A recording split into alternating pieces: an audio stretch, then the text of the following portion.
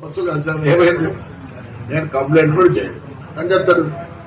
ఒరే జగనే మేము రా బస్సులు నిలబెట్టించినాడు, ఈ బీజేపీ గవర్నమెంట్ లో బస్సులు తగలబెట్టారు.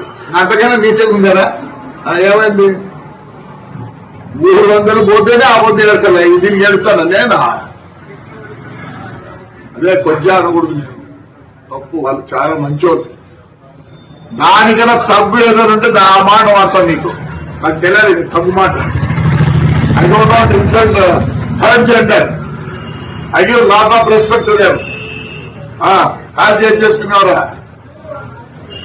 ఏం చేసుకున్నారు? లేదు పీకినారా? జగన్ రెడ్డి మేలు మంచోడు. జగన్ రెడ్డి మేలు మంచోడు. ఆ బస్సు ఆర్మీలేదే, బస్సు నిలబెట్టించినట్టు నిలబెడితే. ఇప్పుడు ఈ తాడిపత్రి తగాదాల, తాడిపత్రి కల్లోలం, అశాంతి, మీరు ఏదైనా పేరు పెట్టండి, దీనికి లోతైన మూలాలు ఉన్నాయి, వేళ్ళు ఉన్నాయి. మీరు ఇంతకుముందు చూసేవాడు కదా, ఆ కేతిరెడ్డి పొద్దున్నే లేచి వెళ్ళేవాడు, ఈయన ఆయన తిట్టేవాడు, వాళ్ళ అన్న ఇంకో వాళ్ళ పెదనాన్న ఇంకొక ఎమ్మెల్యే ఉన్నాడు, ఆయన కూడా కేతిరెడ్డి అనే ఉంటాడు, వీళ్ళంతా. సో అక్కడ ఒక వర్గ ముఠా తగాదాలు, వర్గ పోరాటము, తర్వాత వీళ్ళు ఇవి చాలా వర్గ పోరాటం అంటే వ్యక్తిగత వర్గాలు నేను చెప్తుంది, యుద్ధాలు ఇవి చాలా ఎక్కువ జరుగుతుంటాయి. ఇక్కడ బీజేపీ ఎంటర్ అయింది. ఎంటర్ బీజేపీ అన్నది ఇక్కడ అదనపు అంశం. ఈ బీజేపీ ఎంటర్ కావడం ఇప్పుడే జరగలేదు. ఆదినారాయణ రెడ్డి కడపలో తెలుగుదేశం వైసీపీ చూసి ఆయన బీజేపీలోకి వచ్చిన తర్వాత ఆయన అదానికి అడ్డం పడ్డాడు. ఆయన ఏదో ఫ్యాక్టరీ పెడుతుంటే ఆయనకు ఫ్లై యాష్ తాడిపత్రి నుంచి అనంతపూర్ నుంచి పోవాలి, రోజుకు 100 లారీలు తీసుకుపోతున్నారు. దీనివల్ల మా రోడ్లు దెబ్బతింటున్నాయి ఒక పంచాయతీ. రెండవది మాకిన్ని 120 లారీలు పెట్టుకొని మా దాంట్లో కాకుండా వేరే దాంట్లో ఎట్లా తీసుకుపోతారని ఈయన పంచాయతీ. సో దీంతో ఇది బహుశా ఆదినారాయణ రెడ్డి జేసీ ప్రభా సోదరుల యొక్క వైరం, వివాదం దీని వెనక ఉన్నట్టుగా మనకు స్పష్టంగా అర్థమవుతుంది. ఇంకా జగన్ రెఫరెన్స్ వెనకటికి మనకు ఒక కథ ఉంది. ఒకడెవడో బందిపోటు చచ్చిపోతూ వాళ్ళ అబ్బాయిని పిలిచాడంట. నాయనని ఇలా ఆఖరి కోరిక ఏంది అంటే, ఏం లేదు ఒకటే, అందరు నన్ను బతికినంతకాలం దుర్మార్గుడు అన్నారా, నువ్వు నన్ను మంచివాడు అనిపించరా అని ఒకటి చెప్పాడంట.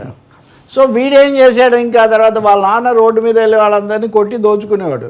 వీడు కొట్టి దోచుకోవడమే కాకుండా కొంతమందిని ఇంకా హింసించడము, కొంతమంది తలలు నరకడం ఇవి మొదలుపెట్టాడు.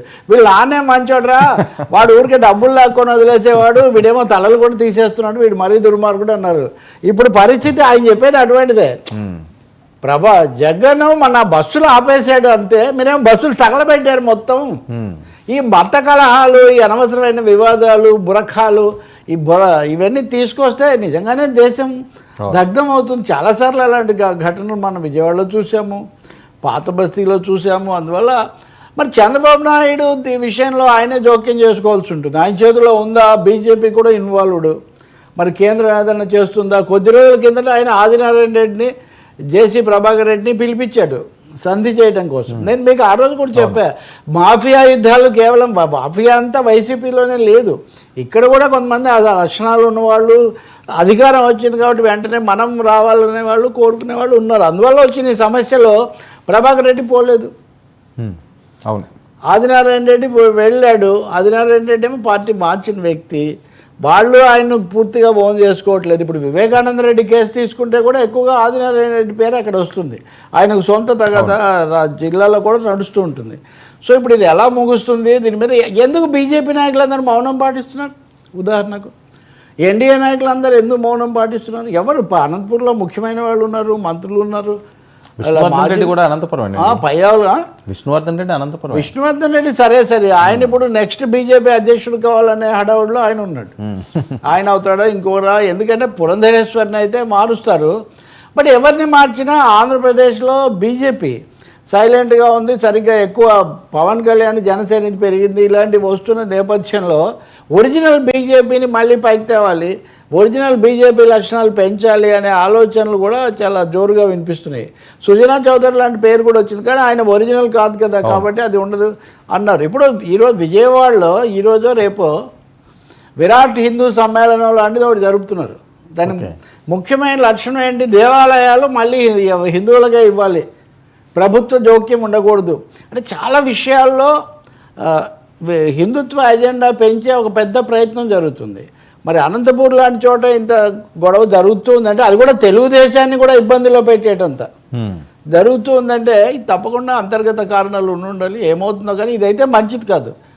దీని మహిళలను గురి చేయటము, పరస్పరంగా వికృతంగా వాదించుకోవటము, మూడోదేమో బురఖాలు అది ఇది అని మతపరమైనవి కూడా తీసుకురావడం కొంచెం ఎక్కువే ఉంటారు ఆ ప్రాంతంలో, ఆ ఊళ్ళో కూడా.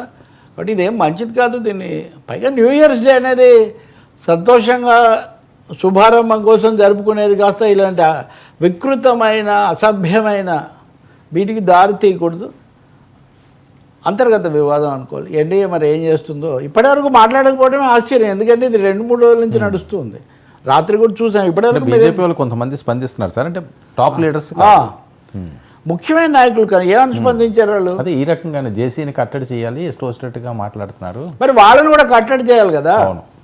ఇప్పుడు ఆయన ఇంకొకరిని మాట్లాడాడు. ఇప్పుడు అదే ఆ నోరు ఇంకా తెరిస్తే అంతే. ఆయన అదే కదా తనంతా నన్ను మాట్లాడించొద్దండి, తన నోరు మీద తనకే ఇది లేదు. కాబట్టి అలానే ఇంతకుముందు కూడా మీరు చూస్తే జేసీ దివాకర్ రెడ్డి అనంతపూర్లో ఒక స్వామీజీ ఊరి బయట ఉండి చాలా కుట్రలు ఇదంతా చేస్తున్నాడని ఆశ్రమం మీదకి వెళ్ళాడు. తెలుగుదేశంలో ఉండి, తెలుగుదేశం ప్రభుత్వం ఉండగానే, ఆ స్వామి పేరు నాకు గుర్తు రావట్లేదు, దాన్ని ఆక్రమించారు వాళ్ళందరూ కూడా. ఆ స్వామి అక్కడి నుంచి పారిపోయాడు. సో ఇలాంటివి కొన్ని చేస్తుంటారు వాళ్ళు. కాంగ్రెస్ నేపథ్యం మనం అది కూడా గుర్తుపెట్టుకోవాలి కదా. అండ్ వీళ్ళిద్దరూ ముఖ్యంగా చేసి వైసీపీలో చేరడానికి 2014లో మ్యాక్సిమం ట్రై చేశారు పూర్తి స్థాయిలో. ఆయన ఒకరు, ఇంకా విశాఖపట్నంలో ఒక ఆయన ఉన్నాడు. వీళ్ళకి సమస్య ఎక్కడ వచ్చిందంటే జగన్ అన్న నువ్వు వస్తే తీసుకుంటా కానీ నీ తమ్ముళ్ళందరినీ నేను తీసుకోను, అదే ఆయన ఫిలాసఫీ. సో ఆయన నా టర్మ్స్లో రావాలన్నాడు, అక్కడ కుదరలేదు. కాబట్టి ఇంకొకటేమో రాయలసీమ కాబట్టి రెడ్లు, ఈ రాజకీయము ఈక్వేషన్స్ కూడా ఉంటాయి కాబట్టి కూడా ఆయన జగన్ పేరు అని ఉండొచ్చు. దీని వైసీపీ వాళ్ళు వాళ్ళ ఛానల్లో పత్రికలో దీన్ని చాలా ఎక్కువగా పదే చూపిస్తున్నారు. రేపు పొద్దున్నే జేసీ ప్రభాకర్ రెడ్డి ఇందుకు పూర్తి భిన్నంగా మాట్లాడితే కూడా నేనేం ఆశ్చర్యపోను. నేను వాళ్ళని తిట్టడానికి మేము అన్నాను కానీ నువ్వు చేసిన దానికి మళ్ళీ నేను మొహం చూస్తానా అది ఇది అని కూడా ఆయన మాట్లాడతాడు. వాళ్ళకి ఏదైనా చేయగలుగుతారు వాళ్ళు.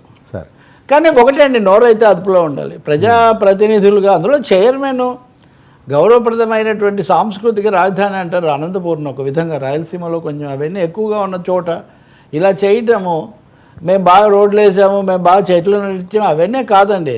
మనం సంస్కార వృక్షాన్ని కూడా పెంచాల్సిన అవసరం ఉంది. సార్, అల్లు అర్జున్ బెయిల్ పిటిషన్పై